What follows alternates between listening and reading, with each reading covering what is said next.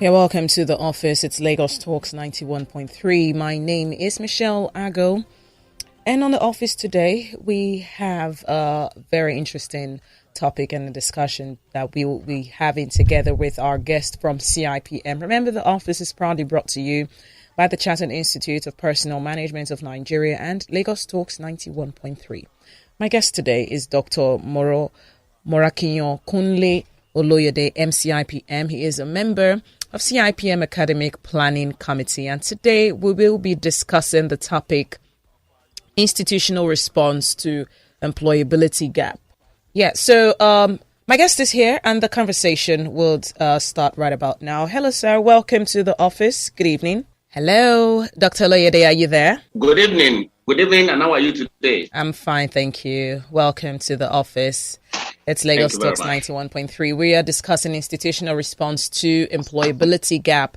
Could you briefly tell us about employability gap? What does it really mean? Thank you very much.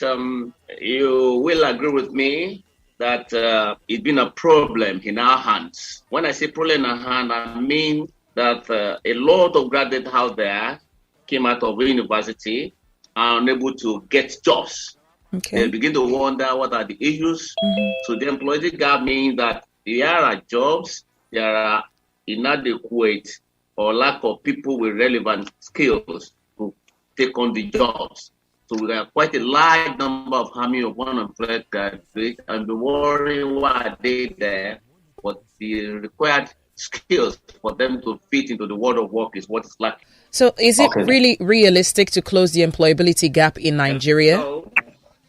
I said it is very possible, even though we're going to take a gradual approach, because I can tell you that there are concerted efforts on the part of... Hello, can you hear me? Absolutely, I can hear you. Go ahead. I said there are concerted efforts on the part of government, and also on the part of higher institutions, where we have collaborations. Can you hear me now? Taught in the school are provide them with skills that will help them to be able to get jobs when they get out there. So this concerted effort is also pioneered by our institute, Chartered Institute of Personnel Management, because I'm aware of number of institutions in Nigeria where there is a signed memorandum of understanding, such that the some skills that are required for the world of work are already embedded into the curriculum of the universities. And these graduates are equipped with such skills. So by the time they come out, they already acquire the skill that will help them to be able to fit the world of work. So if all this conscious effort is made by other professional bodies with the support of government, with time, the gaps can easily be closed. All right, sounds good. Now, we understand that the first point of learning and acquiring knowledge that would contribute to the employability of an individual starts with the academic institutions. What is their role in bridging the employability gap?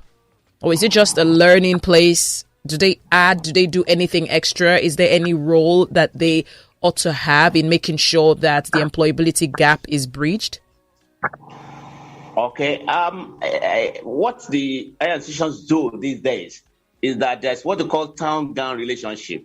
The higher institutions have come to realize that the pure academic programs, they are not sufficient to prepare graduates for the world of work.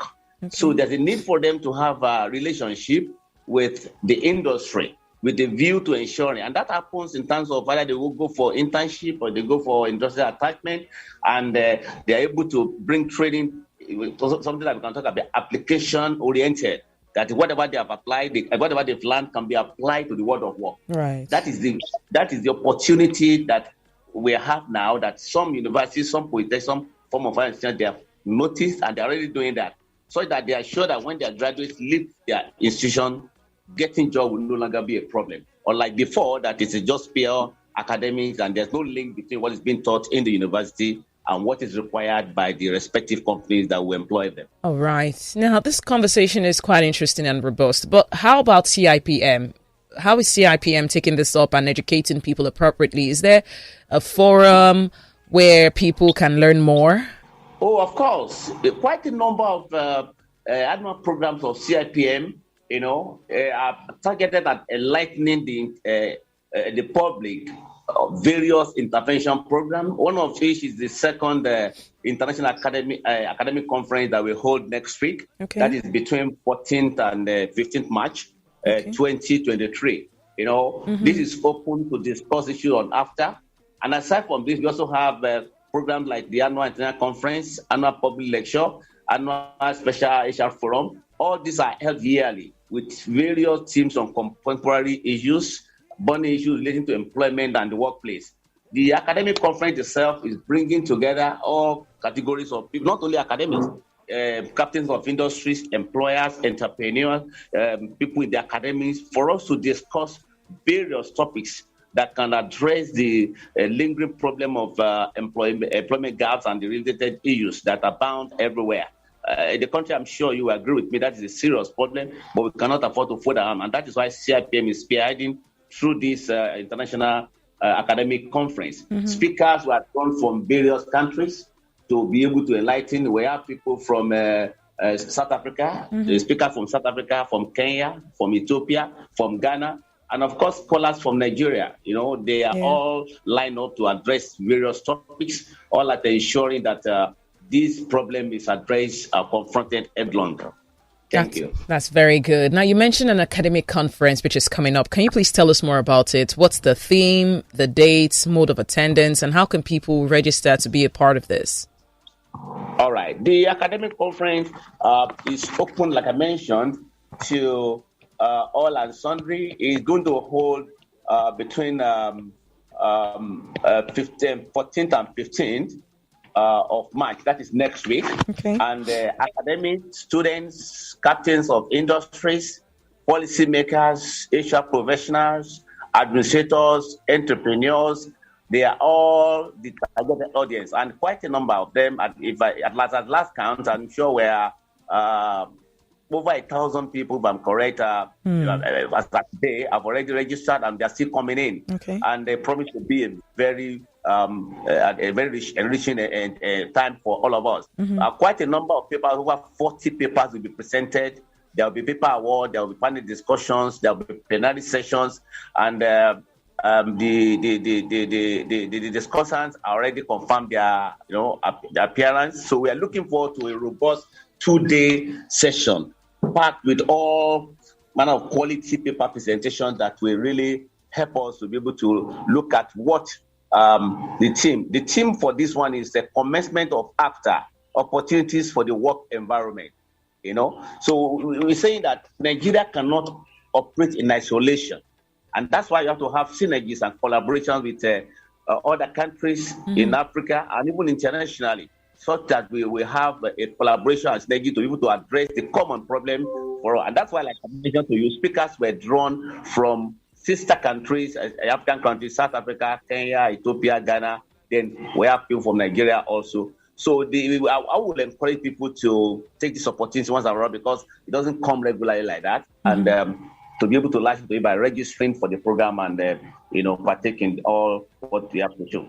All right, that's really good. Now, looking at the topic of discuss today, what should people expect to gain from this topic at the conference? Well, when you're talking about what they want to benefit, a lot of things are everybody's bored at. For example, we're talking about employment opportunities and poverty reduction in trade areas. That is not peculiar to Nigeria. So we are saying, the conference will create opportunity for us to be able to learn one or two things that will help to address the challenges of skill gap that we mentioned earlier, and poverty reduction in all the trade areas, the wages for unskilled laborers in those areas too. We are talking about the gender wage gap, the discrimination between the gender. What can we do to ensure there's a gender balance and also affect the wages or salaries being paid to them? We are talking about opportunities in the area of flexible labor markets. These days you can be in Nigeria, you work for another country through working remote. Yeah, that's what is happening now. You are in Nigeria, but you have the right skills, and you applied, and you don't need to leave your country, and you're working for another country. We are talking about employment volume and remuneration, that want to create opportunities that beyond the shores of Nigeria, where people can earn their living, when they possess the right competencies and skills that will do that. Mm-hmm. They were also talking about skill gap analysis and the report, so that at the end of this, the communique at the end of this 2-day conference will be published with a view to enlightening the public in Nigeria and even across Africa on those things that could be done to address the perennial issue of employability gap and some other issues that is confronting all the African countries, especially in the area of employment and trade relations. All right. Thank you for sharing all of this information with us. It's a nation. We all have to put hands together to bridge the employability gap. And like you rightly said, the academic institutions are also a part of it. CIPM, really commendable, is doing something about it. I think it's a collective effort to make sure that the skills of young Nigerians are scaled up and marketable and valuable to not just use in Nigeria, but also on a global scale, because right now people get jobs, remote jobs, and it's very important that these skills are buffered to suit global standards to see that Nigerians are gaining jobs. I mean, people in Asia are always gaining new opportunities with technology around the world. And it'll be good to see Africa, especially Nigeria, also look for a sector that they are good at, or maybe just dominate multiple sectors and do that and do that not by also leaving Nigeria. They don't have to leave the country or be in the medical field to attract these jobs. They can stay here, have the right skills, and still be employable anywhere in the world while paying their taxes here locally. So it all works together for our good. Now, can non-academics attend this event, or who can attend this event? Yes, it is open to all. I mentioned earlier that captains of industries, policymakers, administrators, entrepreneurs, HR professionals, students, all of them are opportunities open to all. Then academics, because it is their area, of course, they will definitely do. But even from those who have registered, we have had quite a number of people across all those areas I mentioned who have registered. Because what we are talking about is not peculiar to the higher institutions or academics. It affects all of us, including all aspects of the Nigerian economy. Mm-hmm. So it is important for us to be partakers of this, to attend the conference and let's look at the issues from different perspectives with view to coming out with solutions or recommendations that will be implementable, so that it's not just peculiar to the schools or the institutions, but all aspects of the industry. All right. Thank you. Before you go, any last words, please? Well, I will thank you for the opportunity you have given this evening. And I would like to say that CIPM in Nigeria is the forefront of collaborations with international bodies of human resources, all at ensuring their synergies, harmonization and exchange of ideas on globally acceptable employment and workplace issues. Because we know we cannot stay here in Nigeria and get the best that we want. We need to exchange ideas with brotherly or sisterly organizations. Currently, our president and chairman of the council, Mr. Oloyede, is the secretary of the African Human Resource Confederation, and is also a sitting observer of the African Human Resource Confederation on the board of the World Federation of People Management Association. This is to tell you that we really mandate this in the CIPM to ensure we collaborate for as many as possible that will help us to address all these concerns and make our country a better place. All right. Thank you so much, Dr. Morakinyo Kunle Oloyede. We do appreciate you for joining us today on The Office, and we hope to have you back soon, as much as,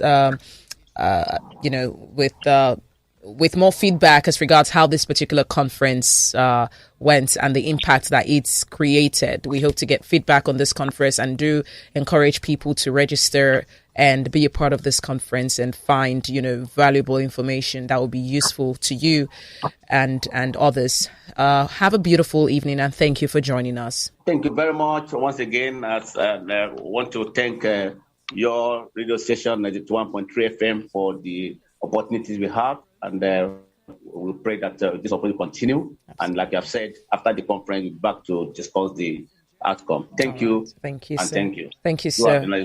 Thank you. Appreciate you. Yeah.